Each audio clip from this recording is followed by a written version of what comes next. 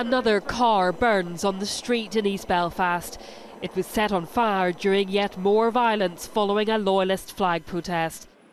The police were attacked as loyalists and nationalists clashed at a flashpoint.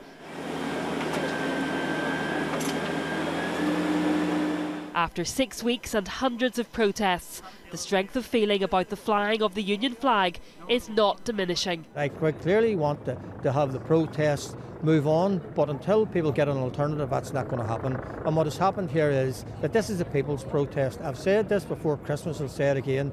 This is a revolution of the people with a small r. Now, you know, unfortunately, that's where we're at. The protests, though, are having a major impact on Northern Ireland.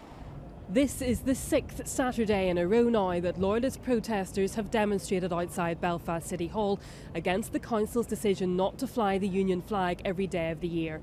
It's a city of two halves, those who are protesting and those who are trying to get on with their everyday lives, carrying out their normal weekend shopping.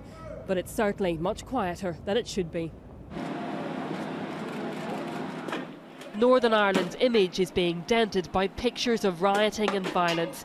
Tourists are still coming, but are wary. Actually, when we were on the plane here, there was no one on the plane, so I think that the news has affected people's opinions of the city. At the tourist places it should be fine. I just didn't want to go to the City Hall because of the strikes there. That's it. That's the most concerning thing for me. The majority of people in Northern Ireland are not protesting. There are small signs that the non-protesters want to take back the streets.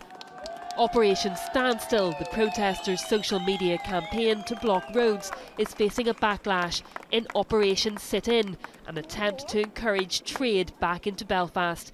The brainchild of a man who says he is just an ordinary citizen.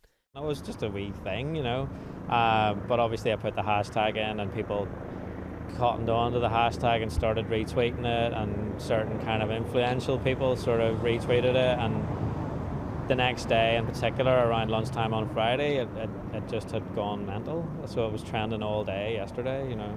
The effort to help the businesses being hurt by the protests is welcomed by traders, but the quiet shopping streets of Belfast on a Saturday illustrate the difficult battle ahead. Vicky Hawthorne, Sky News, Belfast.